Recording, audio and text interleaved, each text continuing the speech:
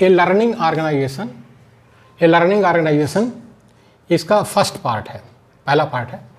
इसका पहला पॉइंट है, a learning organisation is an organisation that has developed the continuous capacity to adopt and change. संगठन को जो है लर्निंग होना चाहिए, संगठन में लर्निंग होनी चाहिए। लर्निंग का मतलब ये होता है कि संगठन के लोगों को हमेशा अध्ययनशील होना चाहिए, यानी लर्निंग ऑर्गेनाइजेशन को अध्ययनशील संगठन कहते हैं। वो संगठन जहाँ पर अध्ययन का कल्चर होता है उसको लर्निंग ऑर्गेनाइजेशन कहते हैं। जब संगठन के लोग पढ़ते रहते हैं, अध्ययन करते रहते हैं, तभी वो संगठन को परिस्थितियों के अनुसार ढाल सकते हैं, उसके अंदर परिवर्तन कर सकते हैं। मतलब ये learning organisation is an organisation that has developed the continuous capacity to adopt and change. एक अध्ययनशील संगठन वह है जो परिस्थितियों के अनुसार अपने को ढाल सके और अपने अंदर परिवर्तन कर सके। तो ये जो डेमोक्रेटिक संगठन होते हैं वही ये इस काम को करते हैं। यही मतलब वहाँ पर अध्ययन का जो है एक कल्चर होता है, और ये सुप्रीमो तानाशाह होता है वो कोई पढ़ता वढ़ता नहीं है, न किसी को पढ़ने देता है, इसीलिए परिस्थितियों के अनुसार वो संगठन को ढालता भी नहीं है, ना कोई परिवर्तन करता है, बल्कि कुर्सी पर जो है सीमेंट लगाकर चिपक के बैठ जाता है और मरता है तो कुर्सी सहित संगठन को दफन भी करवा लेता है अपने साथ में। तो एक लर्निंग ऑर्गेनाइजेशन में जो है एक डेमोक्रेटिक ऑर्गेनाइजेशन होता है, इसमें सुप्रीमो तानाशाह नहीं होते हैं। जिसमें सुप्रीमो तानाशाह होते हैं उसको लर्निंग ऑर्गेनाइजेशन नहीं कहते हैं। सेकंड पॉइंट है साथियों, the learning organisation adopt quality management's commitment to continuous improvement. तो ये है कि अध्ययनशील संगठन क्वालिटी मैनेजमेंट के सतत सुधार की प्रतिबद्धता का पालन करते हैं। क्वालिटी मैनेजमेंट के सतत सुधार की प्रतिबद्धता का पालन करते हैं। जब हम ISO 9000 की बात करते हैं, ISO 14000 क्या कहते हैं, ISO की बात करते हैं, जो क्वालिटी मैनेजमेंट का संगठन है, इंटरनेशनल संगठन है, तो वहाँ का एक कंसेप्ट है कि क्वालिटी में जो है हमेशा सुधार होते रहना चाहिए। ये नहीं कि एक बार कोई क्वालिटी प्रोडक्ट बन गया तो अब आगे इसमें सुधार नहीं हो सकता है, नहीं, हर साल उसमें कुछ ना कुछ आप सुधार करिए और रिकॉर्ड करिए कि हमने क्या सुधार किया। तो उसी तरह से जो अध्ययनशील संगठन होता है वो भी जो है क्वालिटी मैनेजमेंट को अपने अंदर फॉलो करता है, यानी हमने साल भर में अपने संगठन में क्या सुधार किया।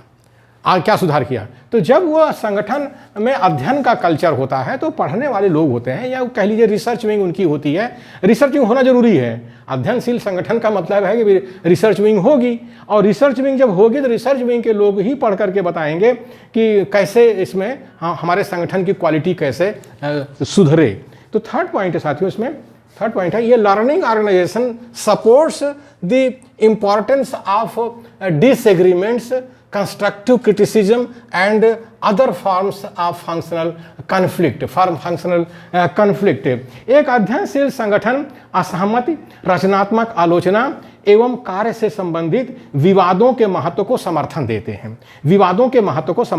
हैं। यानी ये जो लर्निंग ऑर्गेनाइजेशन होता है, ये एक तरह से अध्ययनशील संगठन जो होता है ये डेमोक्रेटिक होता है। जो डेमोक्रेटिक होता है तो जाहिर है कि लोगों के बीच में जो असहमति होती है तो उससे घबराते नहीं हैं। अगर कोई रचनात्मक आलोचना होती है तो घबराते नहीं हैं, और कार्य से संबंधित कोई विवाद होता है तो उससे घबराते नहीं हैं, बल्कि उसको समर्थन देते हैं और उसको हल करने की कोशिश करते हैं। सामूहिक रूप से मिल बैठ करके डेमोक्रेटिक ढंग से समस्याओं को हल करने की कोशिश करते हैं, असहमति को हल करते हैं, आलोचना को बर्दाश्त करते हैं, उससे सीखते हैं, और जो विवाद होता है कार्य संबंधित उसको हल करते हैं। तो ये है अध्ययनशील संगठन की विशेषता। हमारे मूल्यवासी बहुजन में अध्ययनशील संगठन का मतलब ही नहीं समझते। ये लर्निंग ऑर्गेनाइजेशन क्या होता है, वहाँ सुप्रीमो तानाशाह बैठे हैं, तो उनको पढ़ने से कोई मतलब ही नहीं है, ना किसी को पढ़ने देते हैं। तो वहाँ असहमति है, आलोचना है और विवाद है, इसका कोई महत्व नहीं है। ऐसे लोग कोई प्रश्न अगर करते भी हैं तो निकाल के बाहर कर देते हैं संगठन, भाग गया जहाँ से, भागो। तो इस तरह के हमारे मूल्यवासी बहुजन के संगठन है हमारे भारत देश में। चौथा है साथियों, मैनेजिंग लर्निंग। तो फर्स्ट है इस्टेब्लिश ए स्ट्रेटजी, सेकंड है redesign the organisations structure, रीसेप the organisations culture, organisations culture. तो इसका मतलब है मैनेजिंग लर्निंग, अध्ययन की क्रिया का प्रबंधन। अध्ययन कैसे किया जाए, ज़्यादातर जो रिसर्च विंग के लोग होते हैं उस संगठन के, वही लोग इसका प्रबंधन करते हैं। तो उसमें पहला दिया इस्टेब्लिश ए स्ट्रेटजी, एक व्यूह रचना का निर्माण। संगठन को आगे बढ़ाने के लिए एक व्यूह रचना का निर्माण ये रिसर्च विंग के लोग देते हैं। यानी हमारे संगठन का क्या विजन है, क्या मिशन है, कैसे संगठन आगे बढ़ेगा, ये विजन और मिशन के अनुसार। तो ये व्यूह रचना जो है रिसर्च विंग के लोग संगठन को देते हैं। तो जो डेमोक्रेटिक संगठन होते हैं उसके अंदर रिसर्च विंग होती है, वो इस काम को करते हैं। सुप्रीमो और तानाशाही वाले संगठन में ये सब नहीं होता है।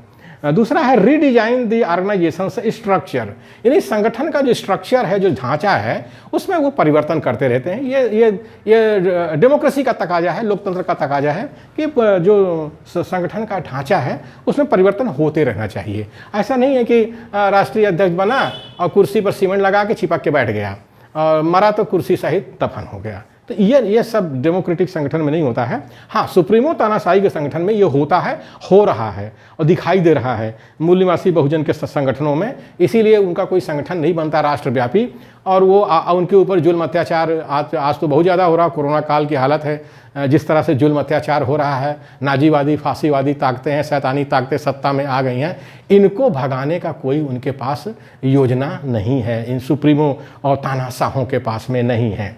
थर्ड है साथियों, रीशेप दी ऑर्गेनाइजेशन से कल्चर, यानी सांगठनिक संस्कृति को नया स्वरूप देना। संगठन कोई भी हो, अगर डेमोक्रेटिक है तो एक उसका एक संस्कृति होती है, यानी कल्चर होता है, तो उसको नया स्वरूप हमेशा देते रहना चाहिए। ये लर्निंग ऑर्गेनाइजेशन के लोग करते हैं। और जो सुप्रीमो तानाशाह होता है उसमें कोई संस्कृति नहीं होती है, एक्चुअली वो कल्चर नहीं होता है, वो केवल भीड़ होती है और भीड़ केवल जयकारा लगाती रहती है और नोटों की माला और फूलों की माला यही सब चलती रहती है। यही उनका कल्चर है, यही उनका कल्चर है। लेकिन लर्निंग ऑर्गेनाइजेशन में ये नहीं होता है। लर्निंग ऑर्गेनाइजेशन जो होता है डेमोक्रेटिक ढंग से चलता है और जो है अपनी संस्कृति को जो है समाज में प्रस्थापित करता है। तो इस तरह से जो है लर्निंग ऑर्गेनाइजेशन की एक लॉन्ग लाइफ होती है। हमारे मूल निवासी बहुजन को आज इसी तरह के संगठन की ज़रूरत है, यानी डेमोक्रेटिक ऑर्गेनाइजेशन की ज़रूरत है, लर्निंग ऑर्गेनाइजेशन की ज़रूरत है। तभी वो अपने समस्याओं को हल कर सकता है, तभी वो अपनी समस्याओं को हल कर सकता है।